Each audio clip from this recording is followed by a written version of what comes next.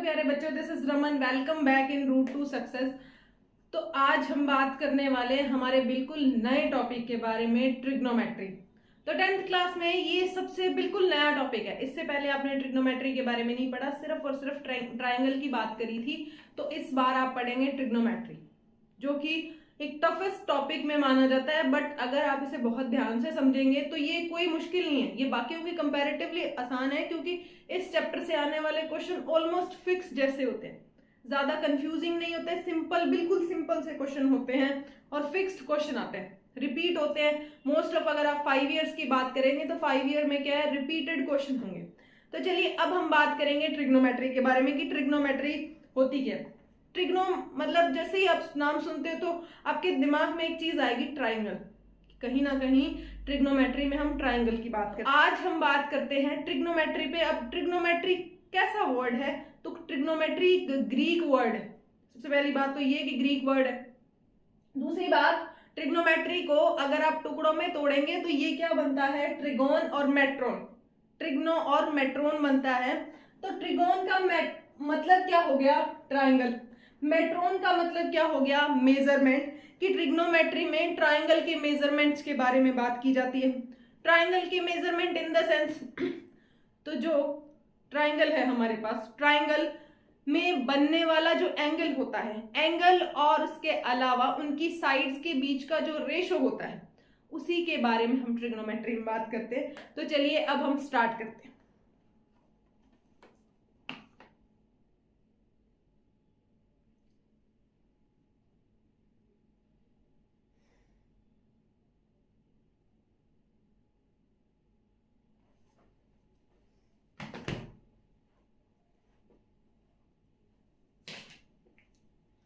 आज की क्लास में हमारे सारे के सारे बेसिक कंसेप्ट चलेंगे कि इसके बेसिक कंसेप्ट्स क्या होते हैं। उसके बाद में हम क्वेश्चंस पे बात करेंगे। तो चलिए सबसे पहले ट्रिग्नोमेट्री में क्या चीजें होती हैं।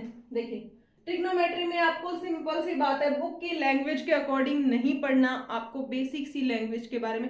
सबसे पहले आपके पास क्या होता है, साइन थीटा होता है,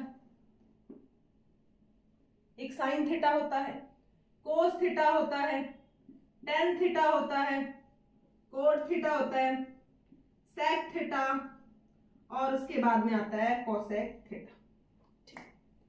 अब ये साइन थीटा, कोस थीटा और tan theta, sec theta, cosec theta, ये होते क्या चीज है, तो ये हमारे क्या होते हैं, जो ट्राइंगल की साइड्स होते हैं। ट्राइंगल की साइड्स के जो रेशो होते हैं उसी को हम बोलते हैं साइन थीटा, कोस थीटा। अब हमें क्वेश्चन में क्या होगा, जो साइड्स है उनका रेशो दे रखा होगा, हमसे पूछा जाएगा आप साइन थीटा बताइए, कोस थीटा, यानी कि एंगल्स, जो हमारे पास एंगल है उसकी जो साइड्स है उनके रेशो को किस में कन्वर्ट करना, साइन में कन्वर्ट करना, ही हमारी क्या है, ट्रिग्नोमेट्री। तो इस साल यानी कि हमने बेसिक स्टार्ट करें तो इस साल क्या हो रहेगा हमारा, इस साल हम सिर्फ और सिर्फ एक्यूट एंगल के बारे में बात करेंगे और हमारा जो ट्राइंगल रहेगा वो right angle triangle. Right angle triangle आप जानते हैं, जो क्या है, जिसमें एक एंगल 90 डिग्री का होता है, वो हमारा क्या होता है, राइट एंगल ट्राइंगल होता है। उसके बाद में एक्यूट एंगल कौन से होते हैं, एक्यूट एंगल वो एंगल होते हैं जिनकी वैल्यू किससे होती है, 0 से ग्रेटर देन होती है और 90 से लेस देन होती है, उन्हीं को हम एक्यूट एंगल बात करते हैं। सबसे पहले देखिए, आपके पास आपने कुछ ऐसा पढ़ा होगा, ये एक ट्राइंगल होता है ABC, ये एक सिंपल ट्राइंगल है, इसको कोई भी डायरेक्ट ऐसा दे रखा हो तो इसे आप राइट एंगल ट्राइंगल नहीं बोलेंगे। क्यों, क्योंकि जब तक आपको परपेंडिकुलर का साइन ड्रॉ नहीं किया जाता कि BC पे AB परपेंडिकुलर है, तब तक आप ये नहीं बोल सकते कि ये एक राइट एंगल ट्राइंगल है। उसके बाद देखिए, अगर ये 90 डिग्री का बन जाएगा तो ये दोनों एंगल्स भी तो बनेंगे ना कुछ। तो कंडीशन ये है कि ये दोनों एंगल कैसे होने चाहिए, एक्यूट एंगल होने चाहिए। अगर राइट एंगल ट्राइंगल की बात कर रहे हैं, ये 90 डिग्री का एंगल हो जाता है, तो ये जो दोनों बचे हुए एंगल हैं ये हमारे क्या होते हैं, एक्यूट एंगल होते हैं। ठीक है, उसके बाद देखिए, उसके बाद में आपने 9th क्लास में एक चीज पढ़ी थी, याद हो तो आपको, अराउंड 7 चैप्टर में, जो आपका 7 चैप्टर था आपका ट्राइंगल्स पे, जिसमें था कि अगर आपके पास सबसे सबसे बड़ा एंगल है, सबसे बड़े एंगल के सामने वाली साइड या उसकी अपोजिट साइड सबसे बड़ी होती है। अगर आप थोड़ा सा दिमाग पे जोर डालें तो आपको याद आ जाएगा 7.4 या 7.3 के अराउंड हमारे पास जो चैप्टर था उसमें ये एक थ्योरम थी कि जो एंगल सबसे बड़ा होता है उसके सामने वाली साइड क्या होती है, सबसे बड़ी होती है। और हमने वहां प्रूफ भी किया था कि जो 90 डिग्री का एंगल है वो सबसे बड़ा है, तो उसके सामने वाली जो साइड होगी यानी कि हाइपोटेनियस वो क्या होगी, सबसे बड़ी होगी। तो ये हमारी क्या है, ये हमारी क्या है, हाइपोटेनियस है। अब हाइपोटेनियस है तो हमारी सबसे बड़ी जो साइड होती है किसी राइट एंगल ट्रायंगल में वो होती है हाइपोटेनियस। अब देखिए, अब जो परपेंडिकुलर होगी तो उसको हम डायरेक्ट बोलते हैं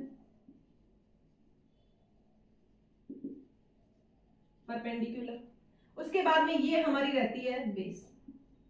अगर मैं सीधा बताऊं, हमें अगर एक ट्रायंगल दे रखा हो तो हमेशा हमें नहीं पता चलेगा ना परपेंडिकुलर, कभी ये भी तो हो सकती है, ठीक है। इस वजह से जो 90 के सामने वाली साइड होती है वो हमारी हाइपोटेनियस। जो भी थीटा दे रखा होगा, यहां एंगल थीटा होगा तो थीटा के जो सामने वाली साइड है वही क्या होती है, हमेशा परपेंडिकुलर। यानी कि अगर मैं ऐसा बना दूं, मैं एक ट्रायंगल ऐसा बनाती हूं तो थीटा यहां है तो ये वाली हमारी क्या होगी, परपेंडिकुलर, ये बेस होगी और ये हमारी क्या होगी, हाइपोटेनियस। याद रहेगा कि ट्रायंगल कैसा भी बनाओ, मान लो ऐसा बना है, ठीक है, तो ये 90 है, अगर ये 90 डिग्री हो तो 90 के सामने वाली साइड हाइपोटेनियस। जो थीटा अगर यहां दे रखा है तो थीटा के सामने वाली साइड क्या होगी, परपेंडिकुलर। तो आपको याद रखना है कि जो भी एंगल दे रखा है तो उसी एंगल के सामने वाली जो साइड है या उसकी अपोजिट साइड है वो हमेशा क्या होगी, परपेंडिकुलर होगी। 90 डिग्री के सामने वाली साइड क्या होगी, हाइपोटेनियस, इन द सेंस सबसे बड़ी साइड। उम्मीद करती हूँ कि आपको ये वाले बेसिक कंसेप्ट समझ आए होंगे। ये समझना बहुत बहुत जरूरी है, क्योंकि अगर ये समझ नहीं आएंगे तो आपके क्वेश्चन ऊपर से जाएंगे, बिल्कुल समझ नहीं आने वाले। तो एक बार फिर से रिपीट कर लेते हैं कि अगर हमारे पास 90 डिग्री का एक एंगल दे रखा हो, यहाँ कोई एक्यूट एंगल दे रखा हो यानी कि 90 से कम वाला, तो उस एक्यूट एंगल के सामने वाली, बिल्कुल सामने वाली जो साइड होगी वो क्या होगी, परपेंडिकुलर। ये हमारी हाइपोटेनियस और बची हुई क्या होगी, हमारी बेस होगी। अब हम बात करते हैं ट्रिग्नोमेट्रिक साइड के रेशो के बारे में। तो वो क्या होते हैं, sine theta, cos theta, tan theta, cot theta, sec theta और कॉसेक थीटा। अब 3-4 बार रिपीट करेंगे तो आपको याद रह जाएगा। अब चलिए, अब हम बात करते हैं थोड़ा सा नेक्स्ट पे, जिसमें अब ये चीज उम्मीद करती हूँ आपको ये सारी चीजें समझ आई होंगी। इसके अलावा अब हम बात करेंगे इन सारे के सारे रेशोज पे।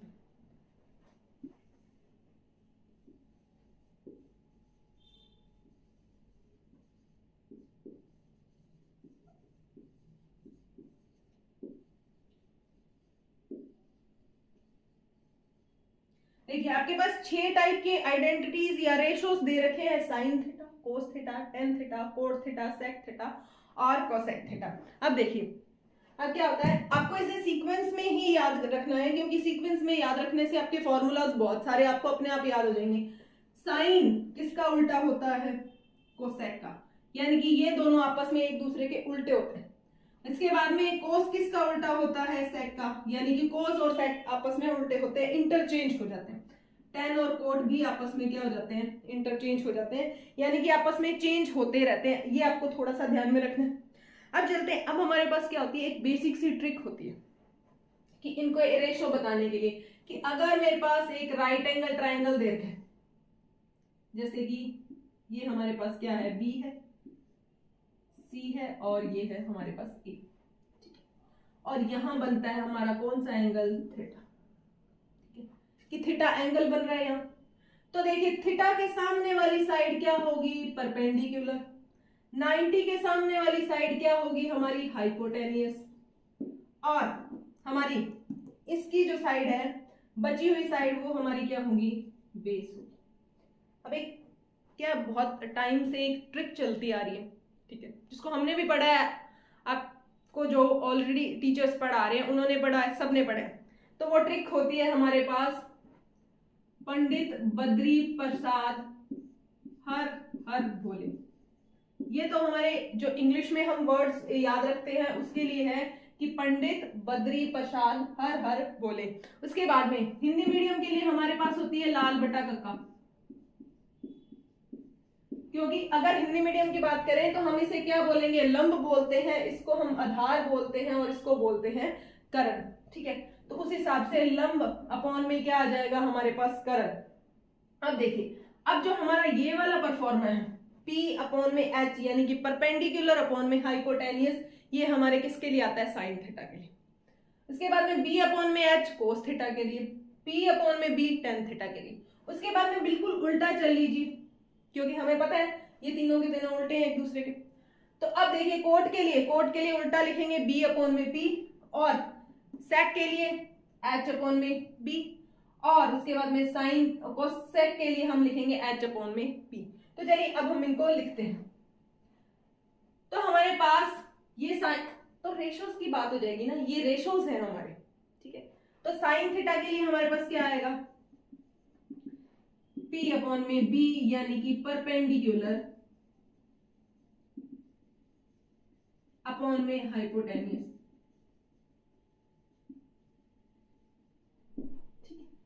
हाइपोटेनियस आ जाएगा। अब देखिए परपेंडिकुलर कौन है, BC अपॉन में हाइपोटेनियस है AC। ठीक है, अब कोस थीटा के लिए बात करते हैं। तो कोस थीटा हमारा क्या होता है, बेस अपॉन में हाइपोटेनियस। तो हम लिख सकते हैं बेस अपॉन में हाइपोटेनियस। बेस देखिए, बेस हमारा ये है AB अपॉन में क्या आएगा, AC। ठीक है, इसी तरह से हमारे पास 10 क्या आ जाएगा, 10 हमारा क्या होता है, परपेंडिकुलर अपॉन में बेस, दैट इज परपेंडिकुलर देखिए BC अपॉन में AB। इसी तरह हम लिखेंगे किसको, कोट को। तो कोट हमारा क्या होगा, बेस अपॉन में परपेंडिकुलर। ठीक है, कोट के बाद में हम लिखते हैं सेक को। तो सेक हमारा क्या होता है, सेक देखिए हाइपोटेनियस अपॉन में बेस H अपॉन में B, और इसी तरह हमारा कोसेक थीटा क्या होता है, कोसेक थीटा होता है हमारा H अपॉन में P। उम्मीद करती हूँ कि आपको समझ आए होंगे। आपको बस ये सिंपल सी ट्रिक याद रखनी है। उसके बाद में आपके पास सारे के सारे जो रेशोज हैं, ट्रिग्नोमेट्रिक रेशोज आपके पास वो आ जाएंगे, किसके बीच, साइड्स के बीच में और एंगल्स के बीच में। तो चलिए अब हम बात करते हैं इसके कुछ क्वेश्चंस पे, क्योंकि क्वेश्चन से आपको ज्यादा बेटर समझ आएगा। और उसके बाद में पाइथागोरस थ्योरम। पाइथागोरस थ्योरम के बारे में आपने सुना हुआ थोड़ा सा, वो भी किस पे अप्लाई होती है, हमेशा राइट एंगल ट्राइंगल पे। अब देखिए, अब हमारे पास क्या क्या थे, sign theta, cos theta, tan theta, फिर कोट थीटा था, फिर सेक थीटा था, फिर था कोसेक थीटा। ठीक है, अब क्या था, पंडित बद्री प्रसाद हर हर भोले, ये हमारी एक ट्रिक थी। तो देखिए साइन के लिए हमारे पास क्या था, P अपॉन में H, यहां से चलते हैं। इसके बाद में कोस के लिए B अपॉन में H। इसके बाद में टेन के लिए हमारे पास क्या था, P अपॉन में B। कोट के लिए हमारे पास क्या था, B अपॉन में P, और सेक के लिए हमारे पास H अपॉन में B, और कोसेक के लिए हमारे पास H अपॉन में P। अगर अब आप बहुत ध्यान से चेक करें तो देखिए साइन के लिए P अपॉन में H, इसके लिए H अपॉन में P, यानी कि इसका उल्टा है। ठीक है, कोस के लिए देखिए B अपॉन में H है, और ये H अपॉन में B, ये भी उल्टा है। इन दोनों को भी देख लीजिए, ये भी क्या है, एक दूसरे के उल्टे हैं। उम्मीद करती हूँ कि आपको ये सारी चीजें समझ आई होंगी। अब हम बात करते हैं पाइथागोरस थ्योरम के बारे में।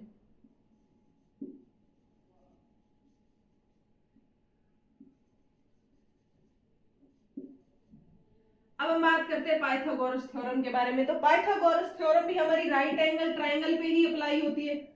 राइट एंगल ट्राइंगल पे ये थीटा के सामने वाली साइड परपेंडिकुलर होती है, बची हुई बेस, और 90 के सामने वाली हाइपोटेनियस।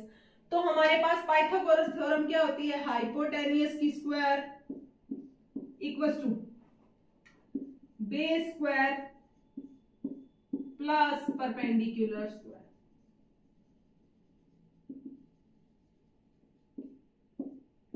हमारे पास पाइथागोरस थ्योरम सबसे पहला तो आपको याद रखना है, पाइथागोरस तब लगेगी जब ट्राइंगल कैसा होगा, राइट एंगल। दूसरा, जो हमारे थीटा के सामने वाली साइड या थीटा की अपोजिट साइड हो वो हमारी क्या होती है, परपेंडिकुलर होती है। उसके बाद में बची हुई साइड कैसी होती है, बेस होती है।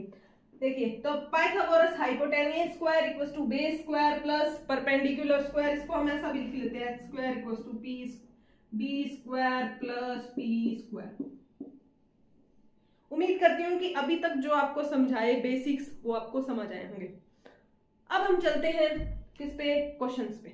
ठीक है, क्वेश्चंस जो हमारे 8.1 के कुछ क्वेश्चंस हैं उन पे बात करते हैं। आपने अगर इतनी चीजें बहुत ध्यान से सुनी हैं तो आपको समझ आ जाएगी, ट्रिग्नोमेट्री से बिल्कुल नहीं डरना, कोई ज्यादा मुश्किल नहीं होती, बहुत आसान होती है। ठीक है, बहुत ही आसान। जिस दिन आप इस चैप्टर को खत्म करेंगे तो आपको लगेगा कि एक्चुअल में बहुत अच्छा टॉपिक था। तो चलिए अब हम बात करते हैं हमारे क्वेश्चंस पे।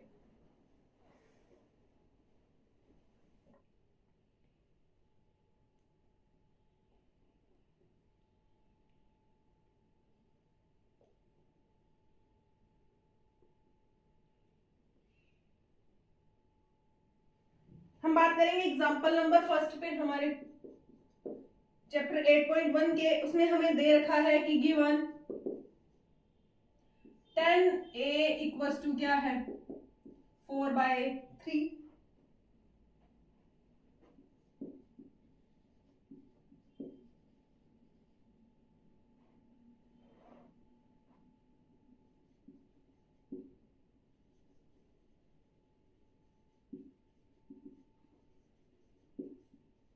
Trigonometric ratios of the angle A, कि आपके पास एंगल ए को आपको थीटा मान के आपको बाकी सारे के सारे ट्रिग्नोमेट्रिक रेशियो फाइंड करने हैं। तो चलिए देखिए, अब हम सबसे पहले ट्रिग्नोमेट्री के क्वेश्चंस करने के लिए सबसे पहले आपका डायग्राम बनाना बहुत जरूरी है। डायग्राम बनाते ही आधा क्वेश्चन सही हो जाएगा, क्योंकि जैसे ही हम एप्लीकेशन ऑफ ट्रिग्नोमेट्री पढ़ेंगे तो उसके लिए डायग्राम तो बहुत बहुत नेसेसरी है। तो इससे पहले आप प्रैक्टिस करना स्टार्ट कर दें, क्योंकि मैथ्स की लैंग्वेज कैसी होती है, सिंबॉलिक होती है। और उसके बाद में उसमें सबसे इंपॉर्टेंट फैक्ट कौन सा होता है, डायग्राम्स होते हैं। अगर आपको डायग्राम समझ आएंगे, डायग्राम से आपको फिगर्स बनाना सीख गए आप, तो आपके क्वेश्चन बहुत आसान हो जाएंगे। तो चलिए हम बात करते हैं इस पर। सबसे पहले हम देखते हैं, हमें एक ऑब्वियस सी बात है, हम ट्रिग्नोमेट्री पढ़ रहे हैं, राइट एंगल ट्राइंगल के बारे में। वो कहता है कि एंगल ए, तो इसको हम एंगल ए लेट करेंगे, ये बी हो जाएगा, ये सी हो जाएगा। या फिर वो हमें डायरेक्ट क्वेश्चन में ऐसा देता कि आपके पास जो राइट एंगल है वो बी है, तो हम बी लेके चलते। और अभी हमने अपनी तरफ से लेट कर लिया। तो देखिए, एंगल ए है तो परपेंडिकुलर कौन होगा,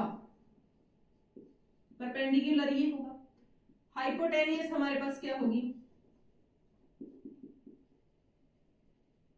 ये होगी। और ये हमारे पास क्या होगा, बेस होगा। ठीक है, सारी चीजें क्लियर होगी। अब देखिए, हमें क्या दे रखा है, 10 इक्वल्स टू 4/3। आप याद कीजिए हमारी उस ट्रिक को, कौन सी, पंडित बद्री प्रसाद हर हर भोले। अब देखिए, ये किसके लिए होती है, साइन कोस 10, यानी कि 10 के लिए हमारी ये वाली होती है P/B। तो ये हमारा क्या है, P है, और ये क्या है, B है। P ये है और B हमारा ये है। तो P की जगह आप क्या लिखेंगे, परपेंडिकुलर की जगह 4 लिखेंगे, और बेस की जगह आप क्या लिखेंगे, 3। अब हमें अगर साइन फाइंड करना है या फिर कोस, तो हमारे पास हाइपोटेनियस तो है नहीं। तो अब हमारे दिमाग में क्या आएगा, हाइपोटेनियस कहां से लाएंगे, हाइपोटेनियस दिया नहीं है, परपेंडिकुलर और बेस दिया। तो फिर जस्ट आपके दिमाग में आएगा कि हमने पाइथागोरस भी तो पढ़ी थी। पाइथागोरस थ्योरम क्या होती है हमारी, hypotenuse square equals to P square plus base square, यानी कि perpendicular square plus base square. Hypotenuse हमारे पास देखिए कौन है, AC, तो AC हमें दे नहीं रखा। परपेंडिकुलर देखिए BC स्क्वायर प्लस बेस देखिए AB स्क्वायर। अब हमें जो जो वैल्यूज दे रखी, कौन दे रखा है हमें, BC की वैल्यू दे रखी है 4 की स्क्वायर प्लस AB की 3 की स्क्वायर, तो ये क्या आ जाएगा हमारे पास 16 प्लस 9 दैट इज 25। तो हमारे पास AC की वैल्यू क्या आ जाएगी अंडर रूट 25। किसमें आएगा, जब स्क्वायर हटाते हैं तो रूट आता है, और रूट किसके साथ आता है, प्लस और माइनस दोनों वैल्यूज को लेके आता है। अब देखिए AC एक डिस्टेंस है, और हम जानते हैं कि डिस्टेंस कभी भी नेगेटिव नहीं हो सकती। कभी आपने ऐसा सुना है कि -10 किलोमीटर गया वो गाड़ी -10 किलोमीटर गई, ऐसा नहीं सुना ना। जब हमने ऐसा सुना ही नहीं है तो हमें पता है कि ये वैल्यू किस में नहीं आएगी, नेगेटिव में नहीं आएगी। तो AC की वैल्यू किसके बराबर आ जाएगी, +5 के बराबर, क्योंकि 25 का जो स्क्वायर रूट होता है वो हमारा क्या होता है 5 होता है। अब देखिए, अब हमारे पास हाइपोटेन्यूज भी आ गया। अब सबसे पहले ट्रिग्नोमेट्रिक रेशो चाहिए तो उन्हें लिख लेते हैं। कौन कौन से होते हैं, साइन ए होगा, एंगल जो मेंशन किया है सिर्फ उसी की बात करेंगे। यहां उसने कहा है कि trigonometric ratio of angle A, angle theta के साथ नहीं जाएंगे, ए के साथ जाएंगे। तो sine A, cos A, tan A, cot A, sec A, और आएगा कोसेक ए। ऐसा आ गया। अब देखिए, चलिए फॉर्मूला पे, ये क्या होता है P/H। P देखिए, P कौन है 4 और H क्या है 5, तो साइन की वैल्यू किसके बराबर आ गई 4/5 के। इसी तरह कोस की वैल्यू क्या होती है B/H, बेस देखिए क्या है 3 है, तो 3 क्या आएगा 5 आएगा। ठीक है, यानी कि साइन का ट्रिग्नोमेट्रिक रेशो ये था, कोस का ट्रिग्नोमेट्रिक रेशो ये था। tan हमारा देखिए क्या होता है P/B, तो P देखिए 4/3। अब देखिए कोट क्या होता है, कोट होता है B/P। B देखिए क्या है हमारे पास 3/4। सेक देखिए, सेक क्या होता है, इसका उल्टा H/B, तो H/B आएगा। H की वैल्यू किसके बराबर है 5 के बराबर, B की वैल्यू किसके बराबर है 3 के बराबर। और इसी तरह कोसेक की बात करते हैं तो हमारे पास क्या आएगा H/P दैट इज 5/4। तो सारे के सारे ट्रिग्नोमेट्रिक रेशियो फाइंड कर दिए हमने। उम्मीद करती हूँ कि आपको क्वेश्चन समझ आया होगा। 100% नहीं आया होगा, 50 तो आया होगा। एक बार फिर से आप अगर इसी क्लास को देखेंगे रिपीट पे तो आपको ये पूरा का पूरा क्वेश्चन समझ आया होगा। आज की क्लास को ज्यादा लंबा नहीं करते हम, क्योंकि थोड़ा सा बोरिंग हो जाएगा। वैसे भी हमने जो 5th चैप्टर पढ़ा है वो बहुत ही बोरिंग सा था, क्योंकि उसमें सिर्फ कैलकुलेशन कुछ नया नहीं था। तो चलिए अब बाकी क्वेश्चंस पे हम बात करेंगे नेक्स्ट क्लास में हम एक टेबल बनाना सीखेंगे ट्रिग्नोमेट्रिक रेशियोज के बारे में, और उसके बाद में हम करेंगे क्वेश्चंस। इन्हीं क्वेश्चंस की बात करेंगे। इसमें हमारी 8.1 में बहुत अच्छे क्वेश्चन हैं। ट्रिग्नोमेट्री से बहुत अच्छा मैटर आता है, बहुत अच्छी स्कोरिंग होती है। तो आपको सबसे बहुत ज्यादा फोकस करना है इस पे, बहुत अच्छे से समझनी है, क्योंकि ये बाकियों के कंपैरेटिवली उतनी आसान नहीं होती हैं जितनी अपने सोचते हैं कि ठीक है बाकी चैप्टर जैसे हमने फर्स्ट सेकंड थर्ड किया बहुत आसान थे, फोर्थ भी बहुत आसान था, उस तरह नहीं होती है। इसलिए आपको बहुत अच्छे से सुनना है, समझना है। तो चलिए आज के लिए इतना काफी है। Thank you.